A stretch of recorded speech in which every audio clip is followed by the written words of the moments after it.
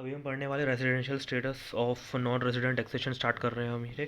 Section 6 में बताया गया of income taxes residential status बताना पड़ेगा कि अगर रेजिडेंट है तो कोई भी एक कंडीशन सेटिस्फाई हो जाएगी तो रेजिडेंट बन जाएगा। ठीक है, क्या कंडीशन है और है प्रेसिडिंग फाइनेंशियल ईयर, मतलब इस साल का जो भी फाइनेंशियल ईयर 25-26 कर रहे थे, 25-26 असेसमेंट ईयर नहीं। ठीक है, इस साल में 182 डेज से ज़्यादा रहता है, या फिर इस साल 60 डे रहता है और प्रेसिडिंग 4 ईयर में 365 डेज से ज़्यादा रहता है। ठीक है, और और ये जो चार लोग हैं इनके ऊपर फर्स्ट बेसिक कंडीशन लगेगी, सेकंड बेसिक कंडीशन नहीं लगेगी।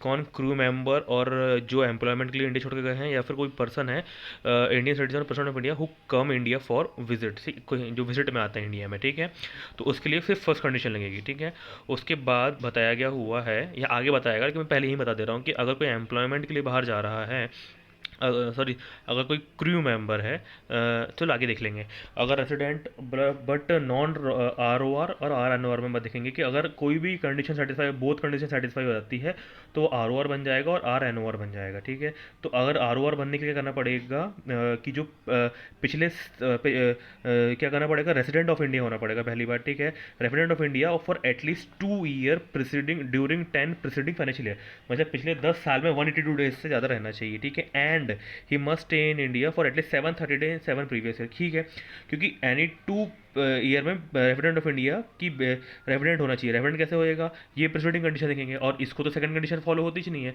तो मतलब 182 डेज होना चाहिए प्रिसीडिंग, मतलब 10 साल में। ठीक है, तो 182 डेज होना चाहिए और 7 साल में 730 दिन से ज़्यादा होने चाहिए। ठीक है, इसका एग्जांपल ले लेते हैं, सिंपल सा बताया गया है। क्रिस गेल है, इस हर साल वो देखो 102 दिन के लिए आता है आईपीएल खेलने के लिए, 10 साल से आ रहा है। ठीक है, तो देखो इस साल 182 डेज हो रहा है क्या, नहीं हो रहा है। उसके बाद इस साल 60 डेज हो रहे हैं, प्लस पिछले 4 साल में 365 डेज हो रहे हैं क्या। देखो इस साल 60 डेज हो रहे हैं, और 102 इंटू 4, 405 हो रहे हैं, 365 होने चाहिए, तो ये वाले सेकंड कंडीशन सेटिस्फाई हो रही है। ठीक है, अभी एडिशनल कंडीशन देखते हैं। एडिशनल कंडीशन ये बोलती है कि पिछले 10 साल में रेसिडेंट होना चाहिए। ठीक है, तो पिछले 10 साल में रेसिडेंट होना चाहिए, तो देखो ये वाली कंडीशन पिछले 10 साल में सेटिस्फाई हो रही है क्या, of resident of India for at least 2 year during 10 presiding year. ठीक है, तो इसका देख लेंगे कि देखो 182 डेज तो नहीं हो रहा है, लेकिन तो क्रिस गेल का ये वाला कंडीशन सेटिस्फाई हो रहा है क्या, कि 182 डेज नहीं हो, लेकिन ये वाला कंडीशन तो हर साल सेटिस्फाई हो रहा है, 60 डेज और 65 डेज, 60-65, ठीक है, ये वाला कंडीशन सेटिस्फाई हो रहा है। मगर पिछले 7 सालों में 730 दिन हो रहे हैं क्या, 105 2 इंटू 7, 730 दिन होने चाहिए, तो 714 हो रहे हैं, तो ये इसकी एक कंडीशन सेटिस्फाई नहीं हो रही, तो क्या बन जाएगा, R but N O R. ठीक है, उसके बाद हम देखते हैं स्पेशल प्रोविजन, देखते हैं कि अगर किसी कोई इंडियन सिटीजन है जो बाहर इंडियन ओरिजिन का है, जो बाहर से इंडियन सोर्स में इनकम फ्रॉम इंडियन सोर्सेज है, अगर 15 लाख से ज़्यादा हो जाती है, shall also became R but N O R. कब बन जाएगा आर एन ओ आर, जब जब उसकी जो 60 दिन की जो है ना ये वाली, अगर कोई इंडियन सिटीजन है जो बाहर बिजनेस करना चाह रहा है, ऐसा ऐसा कर रहा है, तो उसकी सेटिस्फाई कब हो जाएगी, जब वो 120 दिन रहेगा और 4 प्रीवियस ईयर। जो 60 दिन वाला है इसकी कंडीशन 120 डेज की बन जाएगी और 65 डेज लगेगा ड्यूरिंग 4 प्रेसिडेंट ईयर। ठीक है, और in case of Indian citizen having income from Indian sources 15 lakh in president year shall be treated as deemed R N O R, मतलब इंडियन वही एग्जाम्पल के लिए, बाहर से सिटीजन सिंगापुर से जहाँ से वहाँ से कमा रहा है, इंडिया से कमा रहा है, 15 लाख से ज़्यादा रुपये कमा रहा है, तो deemed R N O R बन जाएगा, and he is liable to pay tax. अगर बाहर कंट्री में टैक्स पे करना पड़ रहा है, अगर नहीं पे करना पड़ रहा है तो। ठीक है, तो ये किसके लिए बात चल रही थी, अगर कोई इंडियन सिटीजन को विजिट में आता है, ये वाले थर्ड पॉइंट की बात चल रही थी, तो ये कितना हो जाएगा, 60 दिन और 365 डेज किया गया हो जाएगा, इसके लिए 120 डेज और 365 डेज हो जाएगा। ठीक है, अगर 15 लाख रुपए ज़्यादा इनकम होती है, क्या होती है, इंडियन सोर्स से टोटल इनकम होती है। ठीक है, और उसके बाद ये कंडीशन तो बता दिया मैंने। Other points year on year basis में देखेंगे, टेरिटोरियल वाटर 12 नॉटिकल माइल्स देखेंगे। अब स्टे इन इंडिया का देखेंगे, date of departure and arrival देखेंगे, सिंपल सी बात है। जो क्रू मेंबर है उसके लिए क्या करेंगे, जब सी डी एस डिस्चार्ज हो जाता है और जब साइनिंग ऑफ को मिल जाता है, तब उस दिन को आउटसाइड इंडिया मानेंगे और बचे हुए दिन को इन इंडिया मानेंगे। ठीक है, एच यू एफ के लिए अगर Holi control and manage outside India है तो नॉन रेजिडेंट, इन इंडिया है तो रेजिडेंट। उसके बाद अगर कर्ता का देखेंगे, कर्ता का वो एडिशनल कंडीशन क्या थी, रेजिडेंट है पिछले 10 साल में, वो कंडीशन दिखेंगे। और 730 डेज दिखेंगे तो R O R, other cases में आर एन ओ आर, ठीक है। A O P B O I, lower authority, artificial judicial form, उन सबका देखेंगे कि residential status, control and management inside India, outside India, ठीक है। और कंपनी के लिए आर एन ओ आर होता ही नहीं है, सिर्फ आर ओ आर होता है। इसके लिए बोला गया हुआ है कि Indian company always resident, foreign company अगर पोएम लगता है तो रेसिडेंट, नहीं लगता है तो नॉन रेसिडेंट, ठीक है। पोएम यानी प्लेस ऑफ इफेक्टिव मैनेजमेंट, ठीक है। अगर ये पास हो जाता है तो कंपनी इंडियन कंपनी बन जाती है और उसको इंडिया की कंपनी का टैक्स पे करना पड़ता है और बाहर की कंपनी का भी ग्लोबल इनकम पर टैक्स लगभग है, ठीक है। उसके बाद एक्टिविटी बिजनेस आउटसाइड इंडिया, अगर टेस्ट है ये पास हो जाता है तो देखो, अगर सारी कंडीशन सेटिस्फाई हो जाती है तो ये हो जाए। सबसे पहले क्या बताया, देखो passive income, total assets, total employ, payroll expenses, simple इन सबका टोटल निकाल लो। टोटल इनकम, जैसे कि पैसिव इनकम है, टोटल इनकम, जो पैसिव इनकम है टोटल इनकम का 50% से ज़्यादा नहीं होना चाहिए, ठीक है। टोटल एसेट्स, इंडिया के एसेट्स से, इंडिया के एसेट्स टोटल एसेट्स से ज़्यादा 50% ज़्यादा नहीं होना चाहिए। टोटल इंडिया के employ, total employ in India, total employ से 50% से ज़्यादा नहीं होने चाहिए। टोटल एक्सपेंसेस हुआ है इंडिया एक्सपेंसेस, पेरोल एक्सपेंसेस जो हुआ है, टोटल पेरोल एक्सपेंसेस जो पूरे वर्ल्ड में हुआ है, इंडिया के पेरोल एक्सपेंसेस से, इंडिया पेरोल एक्सपेंसेस उससे 50% से कम रहना चाहिए। ये चारों कंडीशन सेटिस्फाई हो जाती है। क्या क्या हो जाती है, एक हो जाती है हमारा एक होता है passive income, total passive income हो जाती है, टोटल एसेट्स हो जाता है, एम्प्लॉय होता है और टोटल पेरोल एक्सपेंस हो जाता है। ये सब को देख लेने का 50%। तो अगर ये हो जाता है तो डिटर्मिनेशन देखेंगे कि जो बोर्ड मीटिंग है मेजोरिटी आउटसाइड इंडिया हो रही है कि इन इंडिया हो रही है। मेजोरिटी आउटसाइड इंडिया हो रही है तो बन जाएगा पोएम सेटिस्फाई हो जाएगा, पोएम आउटसाइड इंडिया है। और अगर अदर केसेस में देखेंगे जो कंट्रोल की management and commercial decision person कौन है, प्लेस कहाँ हो रही है, तो उसके हिसाब से डिसाइड हो जाएगा, ठीक है। उसके बाद देखेंगे जो टोटल इनकम है क्या क्या चीज़ इंक्लूड होती है, टोटल टैक्स जो एज पर टैक्स लॉ जो होगा, और अगर नहीं होता है, अगर टैक्स लॉ नहीं है तो बुक्स ऑफ अकाउंट्स के साथ टोटल इनकम देखेंगे, ठीक है। पैसिव इनकम रहती है तो पैसिव इनकम वेरी इंपॉर्टेंट है, बताया गया। पैसिव इनकम में क्या क्या चीज़ आती है, ट्रांजैक्शन देखेंगे, both purchase and sale is from associate, is from associate enterprise. Example India है, यूएस है, टाटा यूके में है टाटा की, ठीक है। अब अगर ये टाटा यूएस इंडिया से परचेस करता है और सेल करता है यूके को, तो 15 में सेल किया, 10 में परचेस किया, तो 5 क्या हो जाएगा, 5 क्या हो जाएगा, पैसिव इनकम हो जाएगा। और ये वही है कि एसोसिएट्स, टोटल दोनों एसोसिएट एंटरप्राइज होनी चाहिए। अगर ये मानो एसोसिएट से परचेस नहीं करता और एसोसिएट को बेच देता है तो ये अप्लाई नहीं होगा पैसिव इनकम में, ठीक है। उसके बाद बताया गया हुआ है कि royalty, interest, dividend, capital gain, investment and rent, मतलब पीजीबीपी को छोड़कर सब कुछ आ जाएगा पैसिव इनकम है, ठीक है। अगर पैसिव इनकम बैंकिंग कंपनी का तो नहीं लेंगे। एसेट्स के लिए क्या लेंगे, डेप्रिसिएबल एसेट्स है तो opening average value as per tax लो, और अगर अदर एसेट्स है जैसे कि डेटर है, लैंड है, स्टॉक्स है, तो closing average number of employ देखेंगे, opening and closing divide by 2, ठीक है।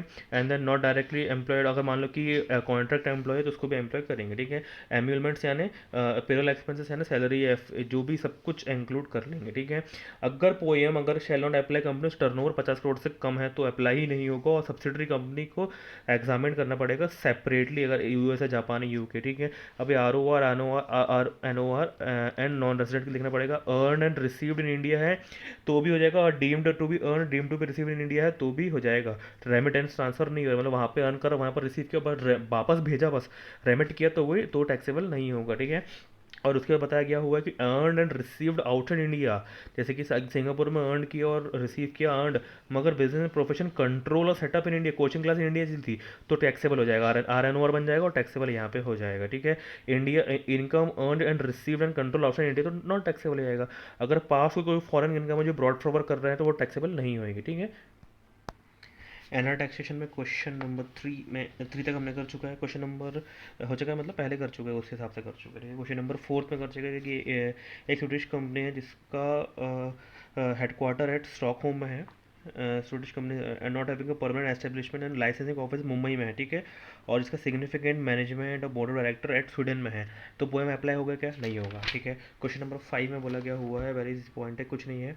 एक सॉफ्टवेयर जायंट है कि इंडिया में एबीसी है, उसकी सब्सिडरी है एस एच डी स्विट्जरलैंड में, ठीक है। और उसकी एंगेजिंग इन सब्सिडरी है एस जी की, software service hardware and this है। और एस जी डी के बारे में बताया हुआ है, ठीक है। हम क्या देखते हैं, देखो पैसिव इनकम देखते हैं, टोटल एसेट्स देखते हैं, टोटल एम्प्लॉय देखते हैं और टोटल एक्सपेंसेस देखते हैं, ठीक है। तो उस हिसाब से हमें बताना है, ठीक है। तो पैसिव इनकम कैसी है देखो, तो 28 करोड़ टोटल इनकम दी हुई है 80 करोड़ रुपए की, ठीक है। अभी देखना पैसिव इनकम है या नहीं है, ठीक है। तो क्या बोला, 28 को derive from transaction way purchase और made from associates and sold non associates. तो पैसिव इनकम बनेगी कि नहीं बनेगी, ठीक है। Made from on to associate, ठीक है, तो पैसिव इनकम बन जाएगी। और ये purchase from non associates and sale to associate, तो ये भी नहीं बनेगी। कैपिटल गेन और इंटरेस्ट इनकम बन जाएगी, ठीक है। तो कितने पैसिव इनकम कितनी कितनी बन जाएगी, 8, 4 और 24, ठीक है। तो 24, 8, 4, 36 करोड़ रुपए की पैसिव इनकम बन जाएगी। टोटल इनकम कितनी है, टोटल इनकम 80, तो 24/80 कितना हो जाएगा, 45%, तो पास, ठीक है। दूसरा कौन सी इनकम है, पैसिव इनकम के बाद कौन सी आती है, टोटल एसेट्स आ जाता है, ठीक है। टोटल एसेट्स कितना है, 24 बारह 24 और इंडिया में 24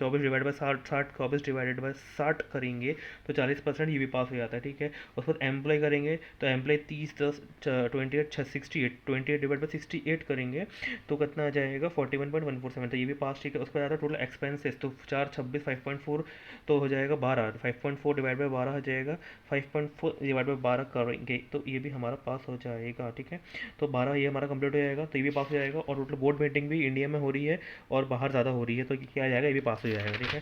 क्वेश्चन नंबर 6 ये भी वैसे जाएगा। क्वेश्चन नंबर यहाँ पे बताया गया हुआ है कि जो प्रॉफिट, ये जो total income from trading operation है, ये इंक्लूड्स ये करता है। और ये क्या क्या इंक्लूड करता है, ठीक है। तो हम देख लेंगे क्या क्या इंक्लूड करता है। Purchase from associates, income from transaction where purchases are from associate enterprise, ठीक है। And then income from sale are from associate enterprise, तो मतलब ये परचेस कर रहा है एसोसिएट से और सेल किसी और को सेल कर रहा है, तो मतलब ये क्या होगा, ये ऐड नहीं, ये इसको नहीं करेंगे, मगर purchase and sales are from associate enterprise, तो ये क्या बन जाएगी, एसोसिएट इनकम बन जाएगी, ठीक है। और income from dividend from receive, ये पैसिव इनकम बन जाएगी। एम्प्लॉय बन जाएगा, तो पैसिव इनकम कितनी कितनी बन जाएगी, देखो 24, 25, 26 में सब इंक्लूडेड था। 25, 50, 20, 15, तो कितना हो जाएगा, 25, 50, 20, 15, 110 टोटल इनकम बन जाएगी। पैसिव इनकम क्या क्या बन जाएगी, जो 5, 10, 20, 15, 5, 10, 20, 15, 50, 50 डिवाइड बाई 110 कितना हो जाएगा, 45.4, तो पैसिव इनकम ये हो गई पास। उसके बाद कौन सा होता है, उसके बाद आता है टोटल एसेट्स। एसेट्स के लिए क्या हो जाएगा, देखो, depreciable assets, intangible assets, other assets, total assets की जाएगा, ये सबको मिला लेंगे टोटल हो जाएगा। और इंडिया को करेंगे तो ये इंडिया का एसेट्स से आएगा, ठीक है। तो इंडिया का टोटल एसेट्स 610, इंडिया का 210, 210 डिवाइड बाई 610 कितना होता है, 34.43, तो ये भी पास, ठीक है। सेम डिविडेंड ये हो जाएगा, एम्प्लॉय हो जाएगा, और टोटल एक्सपेंस ये भी निकल जाएगा, दोनों में पास हो जाएंगे। और इंडिया में मेजोरिटी बाहर हो रही है तो ये भी पास हो जाएगा, तो पोएम अप्लाई नहीं होगा, ठीक है। यहाँ पे भी सेम बोला गया हुआ है कि कोई कौन सी कंपनी है, देखो, तो इसमें क्या निकालना है, देखो, डेप्रिशिएबल एसेट्स, टोटल एसेट्स तो कितना हो जाएगा, इसी सबको टोटल मार देंगे तो क्या जाएगा, टोटल एसेट्स। इंडिया को करेंगे डेप्रिशिएबल एसेट्स, तो दिस डिवाइड बाय दिस हो जाएगा, तो टोटल एसेट्स ये पास हो जाएगा, ठीक है। उसके बाद trading, income from trading operation बताया गया हुआ है। तो इनकम फ्रॉम ट्रेडिंग ऑपरेशन और इनकम फ्रॉम इन्वेस्टमेंट्स, ये कितना हो जाएगा, ये कितना हो जाएगा, ये सबको टोटल मारेंगे तो कितना आएगा, टोटल टोटल इनकम आ जाएगा, ठीक है। तो क्या हो जाएगा, टोटल इनकम कितना आ जाएगा, 15, 30, 42, 43, ठीक है। तो ये कितना हो जाएगा, 15, 30, 42, 100 हो जाएगा, ठीक है। और पैसिव इनकम कितनी है, passive income income from investments है, तो 43 डिवाइड बाय 100 हो जाएगा, ये हो जाएगा टोटल इनकम, ये पास हो जाएगा। टोटल एसेट्स ये पास हो जाएगा। अब क्या बात है, एम्प्लॉय, एम्प्लॉय 40 डिवाइड बाय 100, ये पास हो जाएगा, ठीक है। अभी बोला गया हुआ है कि वो एम्प्लॉय हायर करना चाहता है, 30 करे खुद से करेगा या फिर 15 आउटसोर्स करेगा, दोनों में एडबैक हो जाएगा, ठीक है। तो 40 प्लस 15 करेगा कितना हो जाएगा, 45, 45 और 100 प्लस 15, 115, 47.82, तो ये पास रहेगा। लेकिन अगर मान लो कि 30 एम्प्लॉय करता तो 40 और 30 70 हो जाएंगे, और 100 और 30 130 हो जाएंगे, तो ये क्या हो जाएगा, परफेक्टनेस 53% हो जाएगा, तो ये फेल हो जाएगा, ठीक है। तो इसको नहीं करना चाहिए, ठीक है। उसको बताया टोटल इनकम के बारे में बताया गया हुआ है कि एक बंदा है वो बाहर से आया हुआ है, 20 साल बाद आया हुआ है, तो वो क्या बन जाएगा, ये क्या बन जाएगा, resident but not ordinary resident बन जाएगा, ठीक है। अब इसकी इनकम के बारे में बताना है कि फ्लैट लंदन में है और डिपॉजिट वहीं के बैंक अकाउंट में हुआ है, तो ये earn and receive outside India तो टैक्सेबल नहीं होगा, ठीक है। उसके बाद बताया गया हुआ है कि जर्मन कंपनी से शेयर मिले हुए हैं और वहीं पर डिपॉजिट भी वहीं पर बैंक में हुआ है, तो ये भी नहीं होगा, ठीक है। अभी बताया गया हुआ है कि ये क्या है, दो चाइल्ड है, एक मेजर चाइल्ड है, तो मेजर चाइल्ड की तो इनकम क्लब होती नहीं है, माइनर चाइल्ड की इनकम क्लब हो जाएगी, 75,000 रुपये है। माइनर चाइल्ड की 20,000 रुपये है, ठीक है। माइनर चाइल्ड की जो 20,000 इन इंडिया रिसीव हुई है, ठीक है। तो 20,000 रुपये क्या हो जाएगा, क्लब हो जाएगी, और 1,500 रुपये रिडक्शन मिल जाएगा, तो 18,500 क्या हो जाएगी, टैक्सेबल हो जाएगी, ठीक है। और ये क्या हुआ है, अकाउंटिंग है, नॉन रेजिडेंट है, जब नॉन रेजिडेंट था तब शेयर वेयर बेचा और उसको रेपरेटेड वापस लेकर के आया, तो वापस लेने आने में भी टैक्सेबल नहीं होता, ठीक है। ये वैसी इनकम है कि भाई इंटरेस्ट इन यूके वहीं पर अर्न हुई है और रिसीव 50% हुए, तो रेसिडेंट को तो पूरा टैक्सेबल 10,000, और नॉन रेजिडेंट को जितना रिसीव हुआ है 5,000, 5,000, 5,000, ठीक है। बिजनेस इंडिया में है तो पूरा पूरा 20,000, 20,000, 20,000 टैक्सेबल हो जाएगा, ठीक है। शॉर्ट टर्म कैपिटल का Indian company received in London है, इंडियन कंपनी से हुआ है तो पूरा पूरा 20-20 हज़ार रुपये टैक्सेबल हो जाएगा, ठीक है। उसके बाद dividend from British company received in London, दोनों में रिसीव है तो 5,005, इसको नहीं हो जाएगा, ठीक है। लॉन्डन कैपिटल गेन जर्मनी में हुआ है, 50% रेसिडेंट नहीं है तो 40 रेसिडेंट को तो पूरे 40,000 रुपये और उन दोनों को आधा आधा, ठीक है। उसके बाद ये एक इंपॉर्टेंट यहाँ पे क्या बताया गया हुआ है कि income from business in Germany which is controlled from Delhi, तो दिल्ली में कंट्रोल हुआ है तो दिल्ली से कंट्रोल कर रहा है तो 70,000 रुपये पूरे पूरे टैक्सेबल हो जाएगा दोनों को, लेकिन 40,000 रिसीव्ड इन इंडिया तो 40,000 हो जाएगा इसको, ठीक है। बाकी सब सिंपल है। यहाँ पे बताया गया हुआ है कि ब्रॉड टू इंडिया, तो ब्रॉड टू इंडिया के लिए 5,000 रुपये रेजिडेंट को जाएगा, दोनों को नहीं रहेगा। 5,000 दोनों को इसको रहेगा, सॉरी हाँ, ब्रॉड टू इंडिया क्या हुआ है तो ये नहीं रहेगा। उसके बाद क्या बता रखा है, income from agriculture land in Nepal received there and brought to India, तो वहीं पर रिसीव हुआ है और ब्रॉड टू इंडिया से वापस ब्रॉड लिया तो 18,000 रुपये का इसको हो जाएगा और इसको इसको नहीं रहेगा, ठीक है। और यहाँ पे क्या बोला गया हुआ है कि ब्रॉड टू इंडिया गया हुआ है तो ब्रॉड टू इंडिया में टैक्सेबल 5,000 5,000 रुपये तीनों में नील है, ठीक है। बस यहाँ पे 18,000 ब्रॉड टू मतलब ये 18 से बस ध्यान रखना, ठीक है।